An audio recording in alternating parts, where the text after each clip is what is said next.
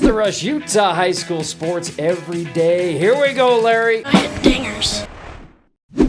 Here we go. Region 10 running backs returning this year. Number 5, Oscar Rodriguez, the soaring eagle. Look at that offense. They're running the veer right up the middle, and he gets to pay dirt. Number 4, Sione Vea, soaring eagle, baby. 550 yards. Nobody can touch him. Inside out's the safety and gets to score. Here's Vili Ripley from Highland. He was a 9th grader. He was watching Demon Hunters during the day. He was scoring touchdowns at night. Number 2, McCade Erdley.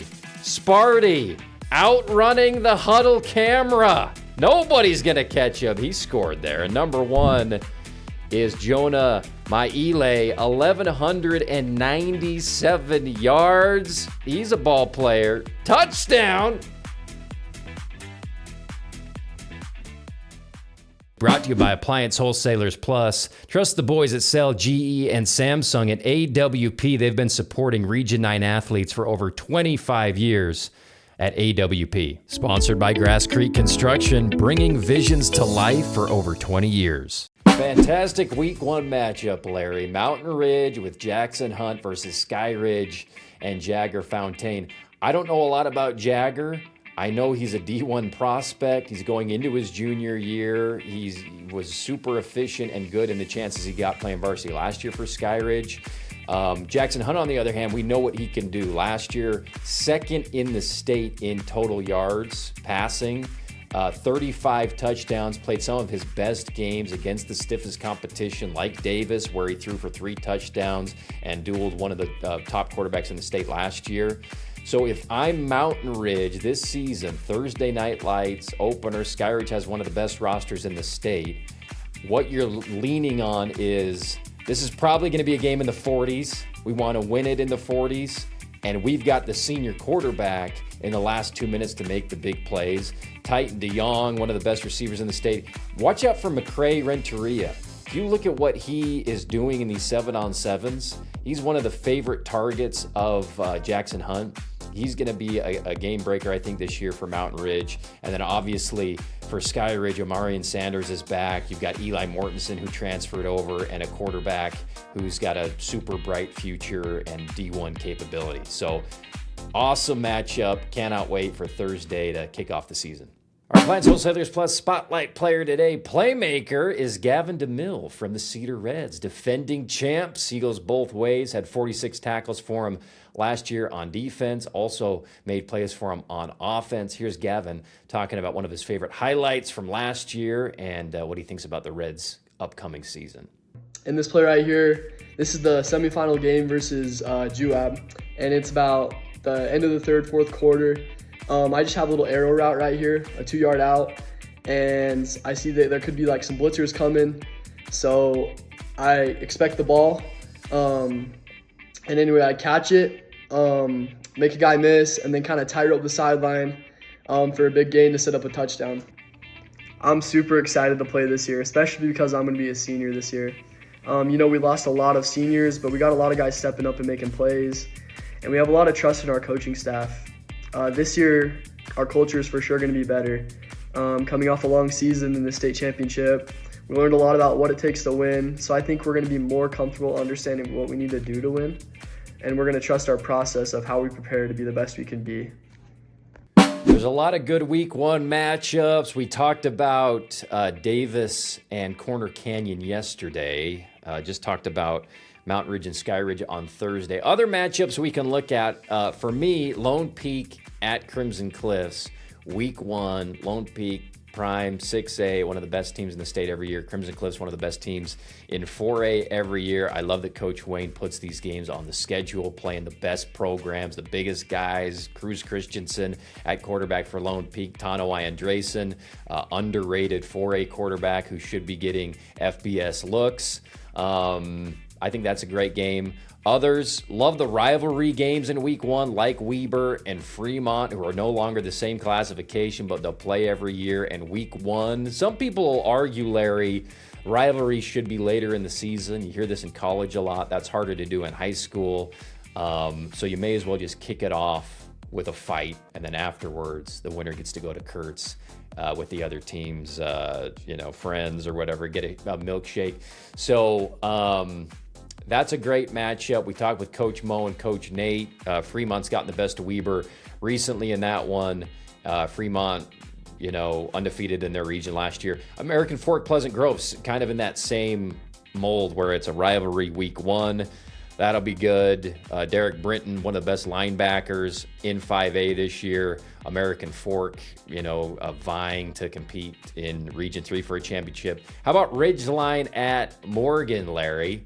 This was a ball game last year. Every year Morgan plays upper classification teams and wins like 80% of the teams that they play, and they're good upper classification teams. Ridgeline had a historic season last year. They're going to have to, they've got a bunch of talent back, I know, but they lost Crew Jones, the top prospect in the state. Of course, Nate Dowley graduated, and Graham Livingston and some of those guys. So we'll see if Morgan can battle them. I expect them to. I think that's a great matchup. Love the scheduling by Morgan every year, 4A, 5A teams and good programs that they want to play every year. Looking forward to Media Day with the Trojans coming up. And then I think this one's intriguing, always intriguing when it's a first-year school. Deer Creek is hosting Mountain Crest. I think what makes the Deer Creek situation a little different, it's always hard to start a new school, and the first year is always tough, like Deseret Peak last year. Westfield, maybe their first year. Look up what Westfield did their first year, Larry. I can't remember, but they're already good. But Deseret Peak got about 25% of Wasatch's roster. And maybe a handful of starters. Usually, I don't think that's the case. I think usually you're not getting returning starters from a varsity team, right? So I think they might be a little bit more ready to hit the ground running than a typical new school. Usually it takes 2-3 years before you can, be level with the other teams in your region. But I think, nobody knows, and who the heck knows, but I just think that the way it was described to me, I think they've got enough experienced varsity talent to be able to compete in year one. So I think that one I'll be looking at for sure. Week one, it's Deer Creek hosting Mountain Crest. This segment brought to you by Nets on Fire, the premier basketball training facility in all of southern Utah, and teams from all over the state come down here in the off-season to play in tournaments, camps, leadership trainings, and more. We love Nets on Fire. Go to netsonfire.org. All right, we're talking with Slone Sua, one of the top receivers in 6A over at Westlake. He and Malik Sika, watch out. Holy cow. They're going to have a heck of a year this year. Here's Slone telling us a little bit about the upcoming season, one of his favorite highlights from last year. The part of my game that I take the most pride in is definitely being able to make plays on the ball, no matter where it's placed, and just being able to be a high-level playmaker. Our receiving core this year is looking really solid.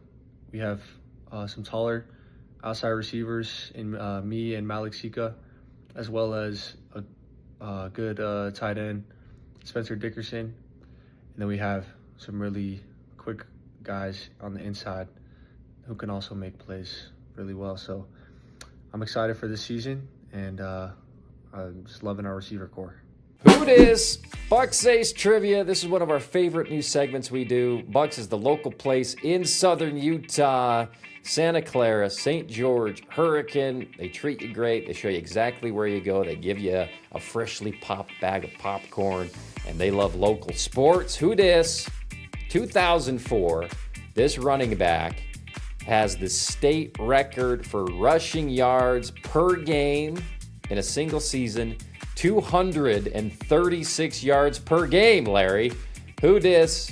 Region 9 fans will know it. Leave a comment. Whoever gets it right will be entered into our bucket for a chance to win a Bucks Ace gift certificate. Boom! Okay, who has the hardest schedule in 5A? This is tough. We're comparing Orem's schedule versus Timpview's schedule. Now look at Timpview's out of region schedule, Larry. They've got Layton 6A, they've got Corner Canyon, they've got American Fark, and they got Lone Peak. How are you going to beat that strength of schedule, Larry? Here's Orem, Kamehameha, Skyridge, Mater Dei, and Mater Dei's coming to Orem. So I'd love to see Orem with a second Region 3 team. A lot of people think Orem should just go ahead and be in Region 3 because they've got one of the best rosters in the state and talent and defending champions, and they've been good for a long time and have attracted so much talent over the last decade or so. So I would love to see Orem will get corner on the schedule over the next couple years or whatever. But going and scheduling Mater Dei, and here's the thing about Mater Dei. Mater Dei doesn't play, I mean, they only play Catholic schools in the Trinity League, basically. This year, they're playing Orem, in Orem, and I think they're hosting American Fork. So they're playing two public schools out of Utah on their schedule. Kudos to both Coach Beam and Coach Stokes, whoever put this together. Love that you're going after the biggest name in the West in high school football. One of, I should say, with Bishop Gorman and some others. But this is so cool. So I would say Kamehameha, I don't know a ton about how good they are. They're ranked 5th right now in Hawaii in the whole state.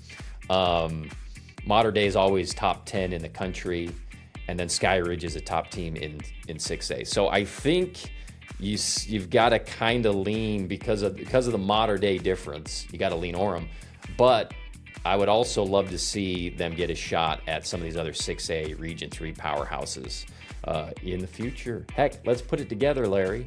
Let's put together a tournament when the year's over. Let the 5A play the 6A. We do this every year in every sport. Just let them play. Let the boys play. Welcome back. It's The Rush. We're doing a football story with one of the best backs in the state, Noah Fiefia. We're going to go through his journey in the game. He just recently announced that he's going to Utah State. We're going to talk to him all about that. We're really excited for him. He's had an amazing career at Ridgeline, one of the top programs in the state, defending champs, all that stuff. Noah, the question I always start with, buddy, is do you remember your first ever touchdown at any level of football?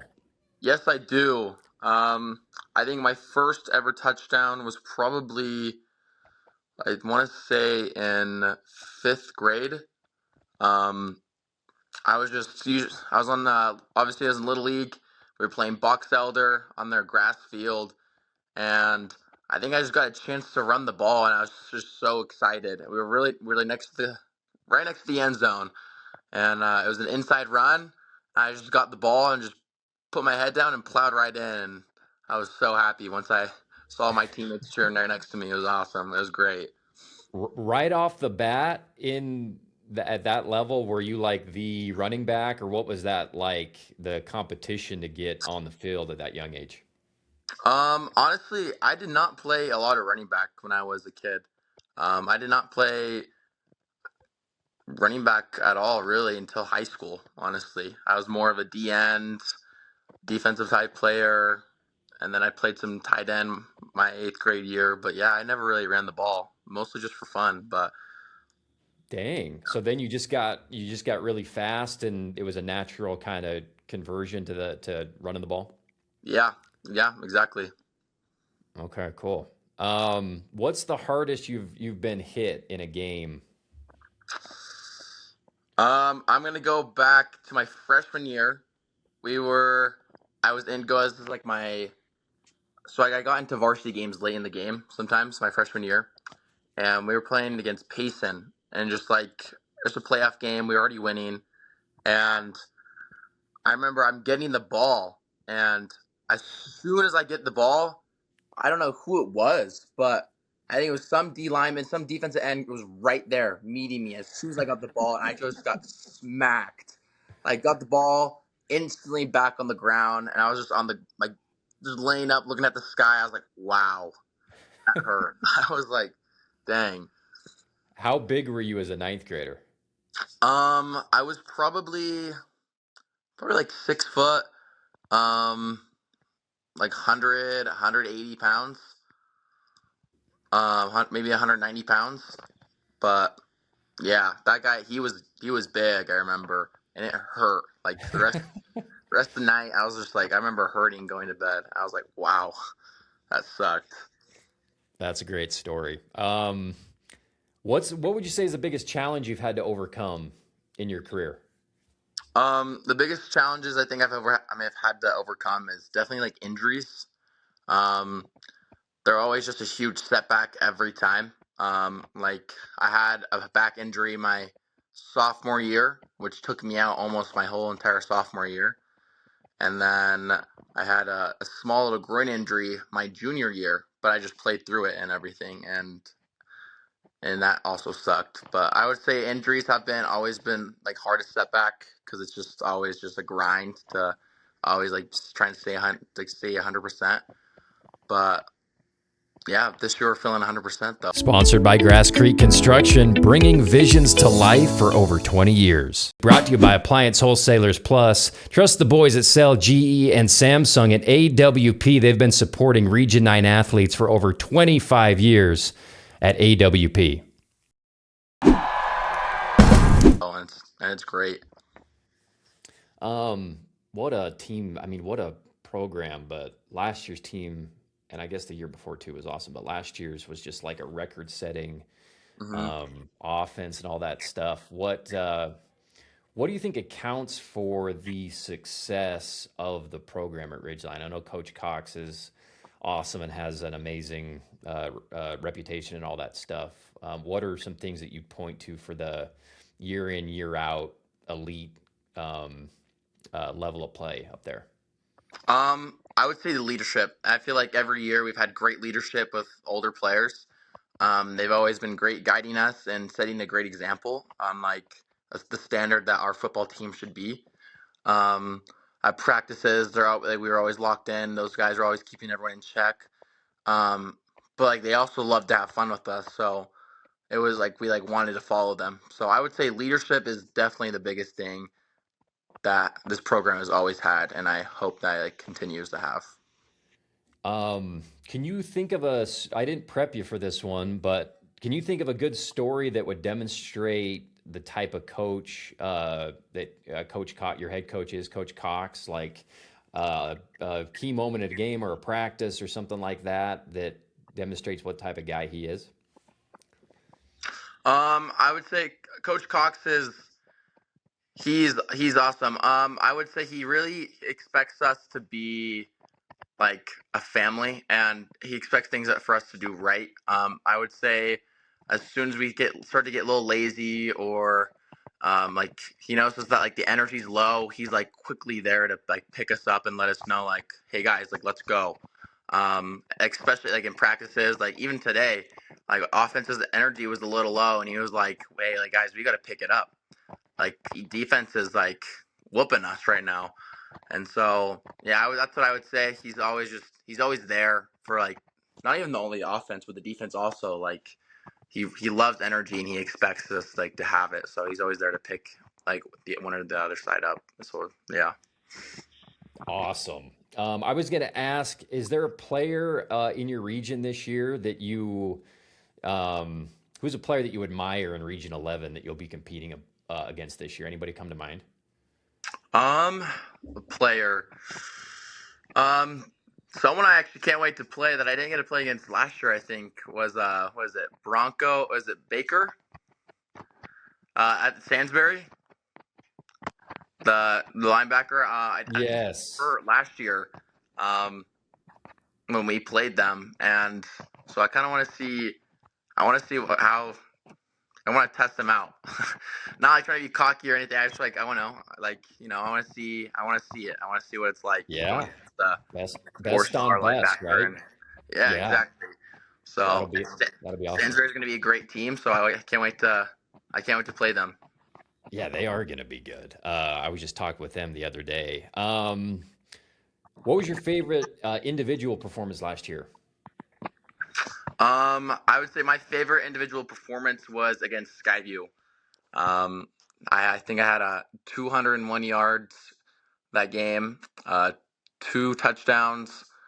Um, yeah, 2 touchdowns. It was my favorite game because I always got the ball. Well, I think I only had like 14 carries. Um, but it was just like everything was just open when I was running it. And I was just making play after play, and it was just the funnest game ever. Um, Honestly, I like away games more than home games personally. So anytime I get a beat a team on their home field is always a great feeling, and performing like that in an away game really just takes the crown. Awesome. How's what do you think it's always hard after you have, like I was saying before, like a historic team and you're going to graduate some seniors and stuff. What is, I guess, your preview of how the offense will look this year? I think the offense will be really good this year. I think it's definitely gonna be more challenging. It's not gonna be like a breeze like it was last year. Obviously we're like losing a ton of talent on both sides of the ball, but I think lots of players are like, I think they're standing up and stepping up to fill in those spots. Um, I think the offense, I think we're good pass game wise and run game. Defense, I think they're doing a lot better than what I expected them to do, and I think just seeing that championship, that vision is just getting bigger and bigger. So I think we're gonna be a great team. Okay, excellent. And then I guess let's talk a little bit about choosing Utah State. What was that like, and getting recruited by Bronco Mendenhall and the hometown Aggies and making that decision? Um, Honestly, I would say it was an easy decision. It's right next to home. It's literally like 10 minutes away. Um, Great program, great program. Like Bronco has literally transformed Utah State to how it should be. And just meeting the staff and seeing it for myself, it was just like, wow, this could be a great program for me. Not only like to be better at football, but also to be a better man. I think Bronco can he changes lives, and I think I really want to be a part of that. So I think that's just what sold it for me. I was like, this guy's special. Excellent. Love hearing that.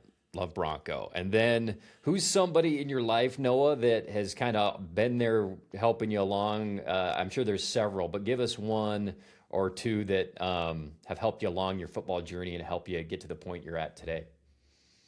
I would definitely say my mom. My mom's always kept me in this game. I remember when I was a little kid, I really wanted to quit football. Just because I don't know, I was kind of like didn't have the greatest mindset as a kid, and my mom would not let me. She's like, nope, you're not a quitter. You're not quitting the sport. And she kept me through it for a long time until I really loved the sport, and I'm so grateful for that because look where I am now. Like I would not be here without her. Quite literally, I would have chosen a whole different path, and I don't know what that path would have been. And so I'm so grateful that she's always been here for me and guiding me along the way, like taking me to my camps and just like sacrificing a lot. So that's one person I think for sure that I'm very grateful for on this journey. So awesome. Let's see, buddy. If you could, and you kind of answered this probably talking about your mom's support when you were thinking about quitting, but if you could go back in time, or maybe talk to a kid who's a seventh grader right now in Millville and going to be playing at Ridgeline in a few years and wants to be a star running back for the program, what Yeah. advice would you give that kid? Honestly, just be a great teammate. I feel like no matter how great you are, I feel like people mostly like will remember you as who you were as a person and like how you treated everyone in the program. Um, I think if you really want to be great, I think you should be a leader, a great leader to everyone, and just a great example. And I think doing that'll also just help you better on the field, knowing that like I know everyone likes you. um, but yeah, I would say leadership over skill.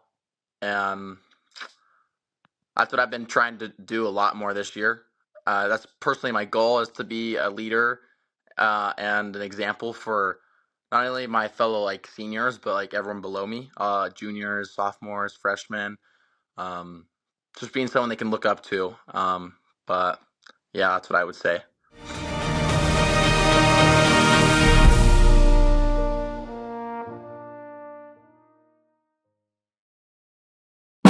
Send us your highlights, Andy at therushutah.com or anywhere on social media at The Rush Utah. It's The Rush Utah, high school sports every day.